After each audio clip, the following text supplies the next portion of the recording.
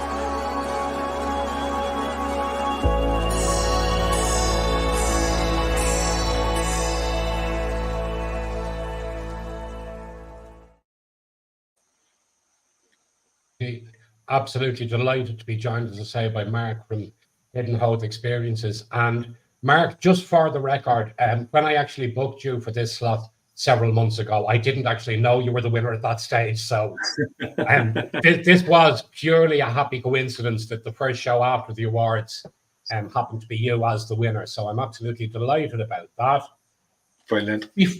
Before we get into everything we're going to chat about, for those who haven't seen you on the show before, perhaps tell us a little bit about yourself. My name is Mark McHale, founder of Howth Experiences. Didn't always do, which is a tourism company located in Howth, just on Dublin's coastal trail. It was actually a change that I made kind of later in life. For the majority of my working life, I always worked in retail, both in the north of the island and in the south of the island. Much later, the 2000s, just when the Celtic Tiger was happening in the south, it was much more lucrative to move from doing retail in the north to retail in the south. So I sort of moved. I moved back then around about 2000. My way up in different retail companies, lifestyle sports, up to regional manager. Very, very good career in retail. Enjoyed it. Enjoyed working with people. Really fun. But you sort of see over the years, sort of the rise in online, the retail itself, retail stores, that experience was just changing a lot. I moved then various companies. I went to Heaton's, Sports World. I worked for Deals. I worked for the airport retail as well. And it just, as I was sort of moving through those roles, I was just finding myself getting more and more discontent with what I was actually doing and what I was kind of achieving in my life. I kind of wanted to do something that seemed to be a lot more fun. The first half of my life, I think I was, caught up in high stress roles, blood pressure through the roof, and it was just always go, go, go. I thought, I'm getting into the second half of my life now. I want to do something a little bit more fun and a little bit more enjoyable. So I happened to just kind of come across tourism by fluke. I had been out on a few tours, and we were out in Italy, and I'd done a few free walking tours and really enjoyed them, and really seen the way the people who were organizing them were running them. I thought, that's something I could do. And that sort of sowed the seed for me. It was probably another 4 or 5 years before that actually, came to fruition. But in around 2016, I thought, you know what, I'm going to give myself a year to completely try something new. I knew history. I'd studied history when I was young, and I talk a lot, and I live in a beautiful area. And I thought, let's just put this all into the mixing pot and see what I can come up with. And at the start of free walking tours, Howth was created, which had limited success. Anybody who's doing free walking tours will know it's a very hard way to start. A good way to start, but a very hard way to start. And within about a year or so, I sort of had progressed that and seen, the benefit of moving into more of a paid tour system, and but more of a kind of a structure behind it as well. Then over the next year or so into Howth Experiences. So it did. Then we were very quickly hit with the pandemic, which was for all companies, retail companies, tourism companies, and a lot of those kind of customer facing roles. Was a huge shock to the system. So it was.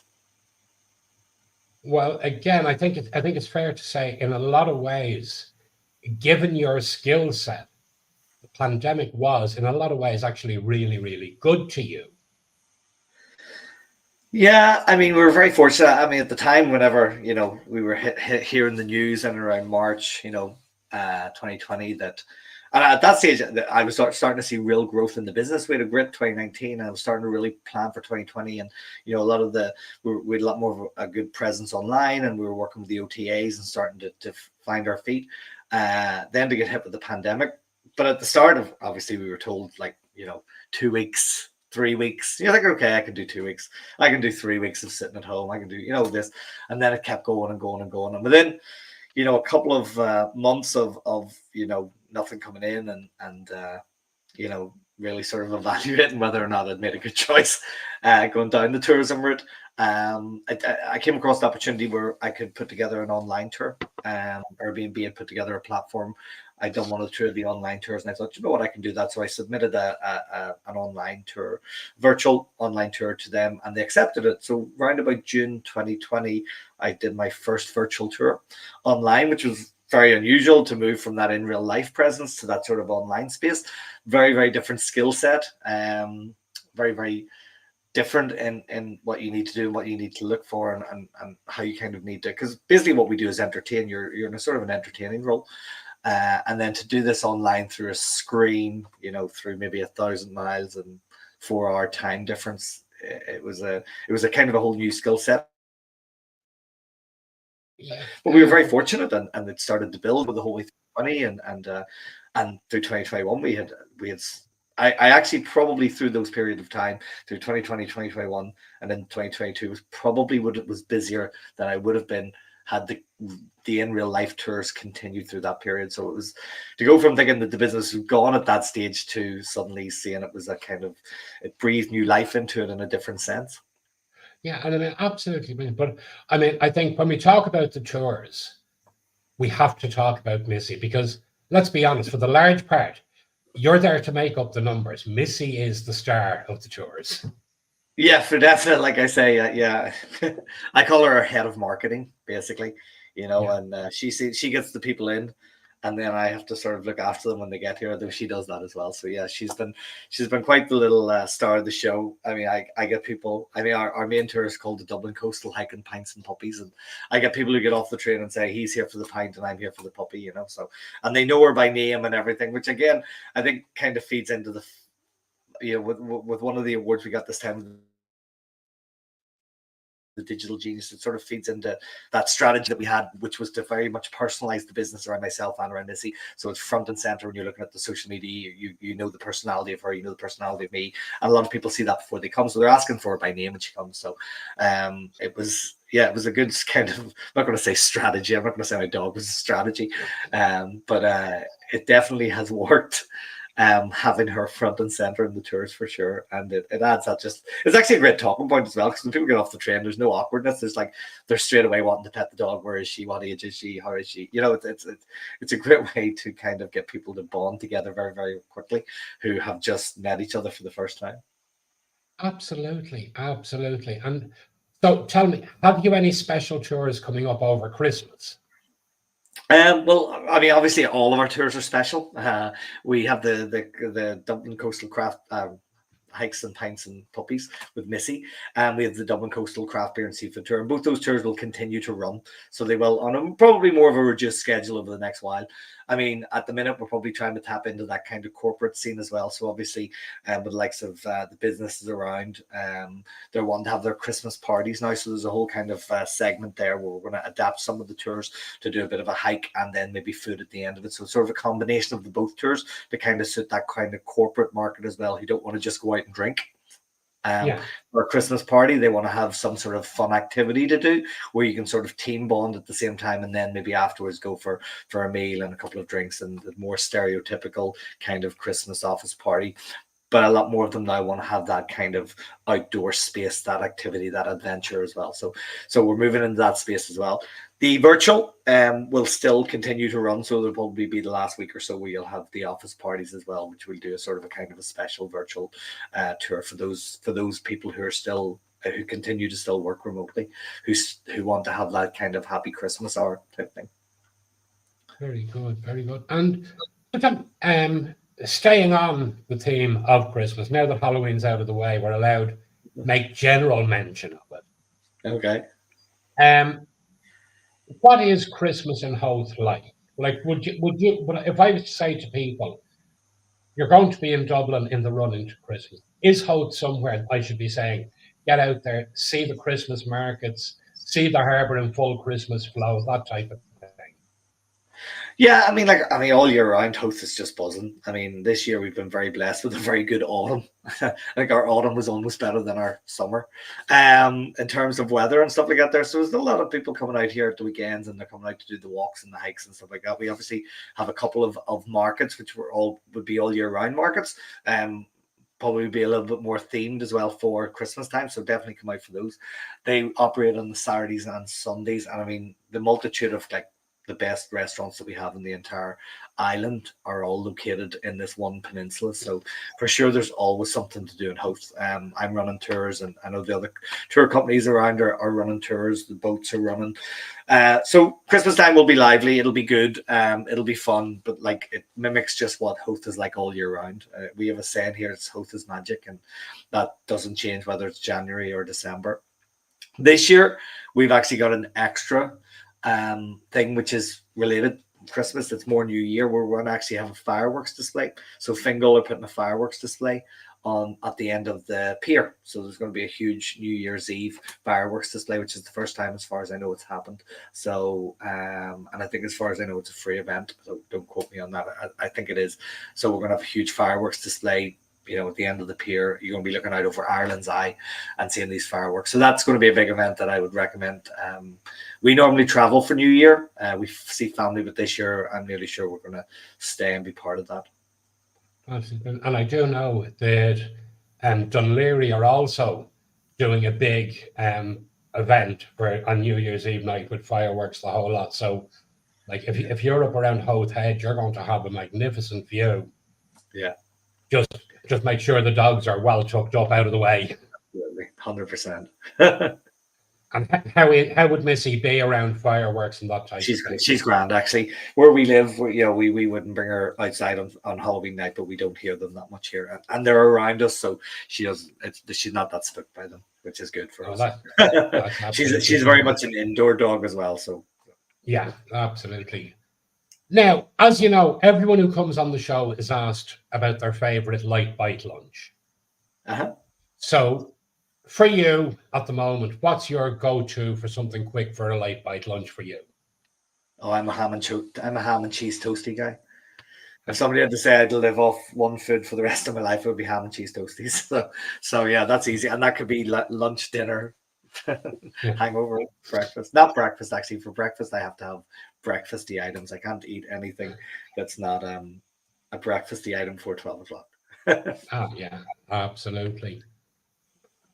Right. Well, before we carry on, we just need to make a quick mention.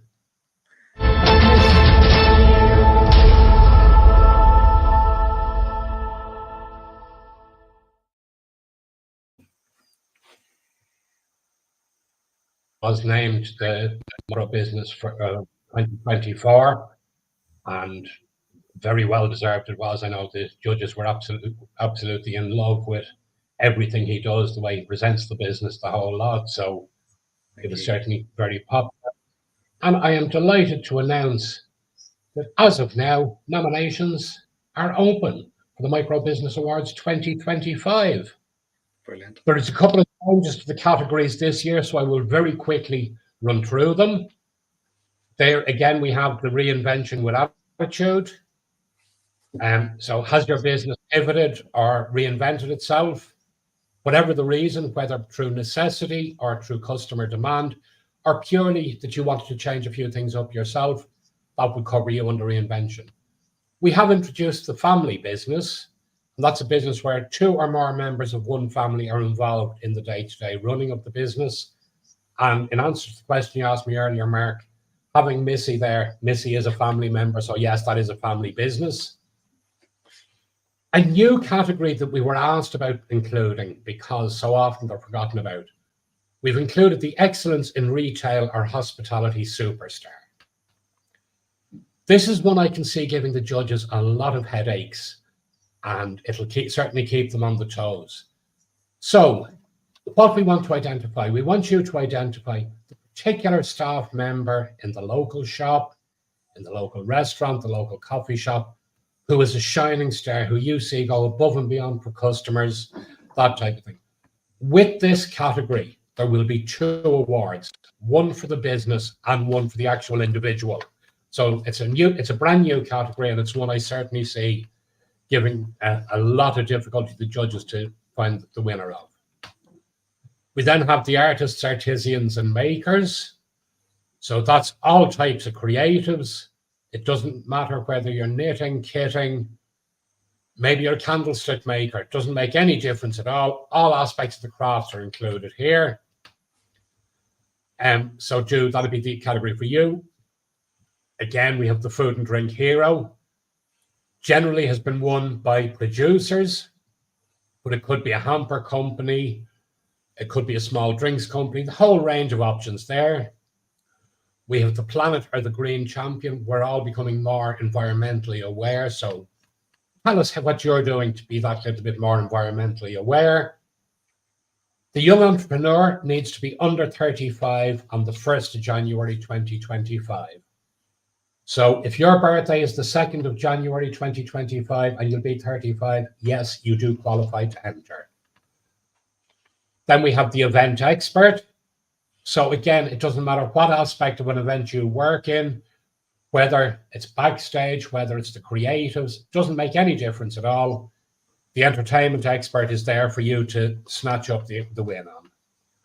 We have the online trader, which is anyone who trades in the online space. That doesn't mean they can't have a retail presence as well, but we're looking for online speciality. We also want to find the startup star. So that's any business that commenced on or after the 1st of January this year, 2024, will qualify as the startup star. We have making the community a better place. This is basically the Giving Back Award that we've had previously, but we've renamed it to clarify because some people felt they shouldn't be included. So whether you're a theatre group, whether you're volunteer firefighters, first responders, tidy towns groups, anything like that. Also, another group who are often forgotten about who help make the community a better place is all your holistic therapists who create that little bit of positivity around the community. We also have the Over 50s Club, exactly what it says on the tin, anyone running a business over the age of 50. We have the Digital Genius, category Mark knows all too well, and that is where we want to see how you do things differently, maximizing your social media.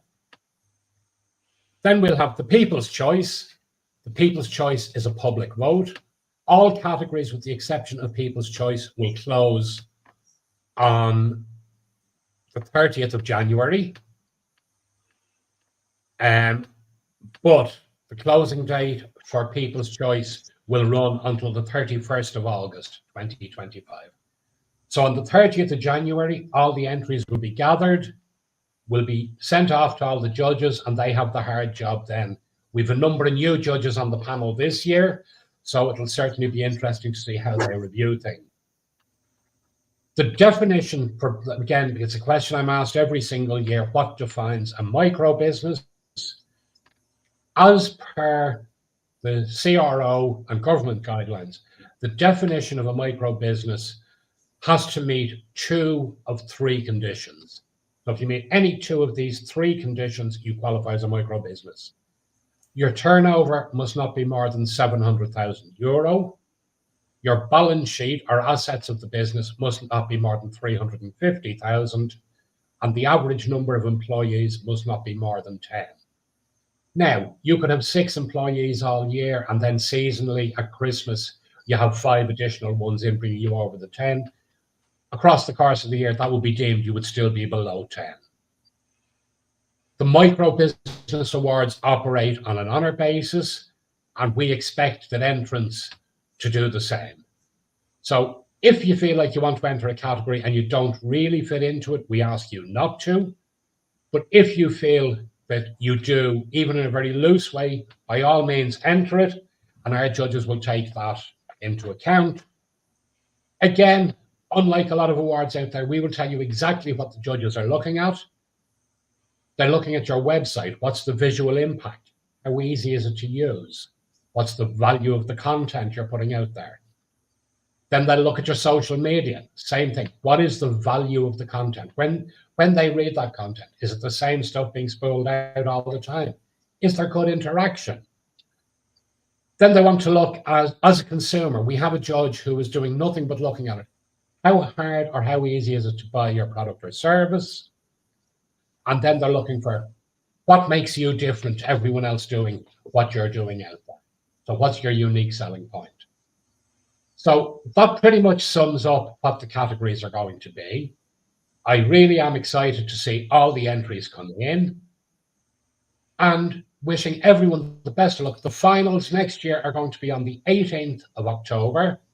We're in the lovely surrounds of the Soho Hotel's Collection Hotel in Portlaoise. Discounted rooms are available. There's a very limited number because of the fact that it is a slightly smaller hotel. So we do have a very limited number of rooms available at the discounted rates. And you can also book tickets for the finals. The tickets are available now. They're priced €100. For that, you get your pre-dinner drinks. You get your 5-course sumptuous dinner. Yes, we have pushed it out. Normally we do the 4-course, but for the 10th year, as this next one will be the 10th, we are doing a 5-course banquet. And then you'll have the awards and you'll have the door raffle, the whole lot. It is a really good night out. I'm sure Mark will be able to tell us about that in a minute or two, how much fun they've had over the years. And it is a great night. And the tickets are €100 and are available to book now. To book your tickets, just email microbusinessawards@gmail.com with the subject tickets. Let us know how many you want, and your invoice will be sent back out to you with details how to pay it. So we look forward to seeing all the entries coming in. As I said, nominations are now open. The form has just been switched on there. And we wish everyone the very best of luck.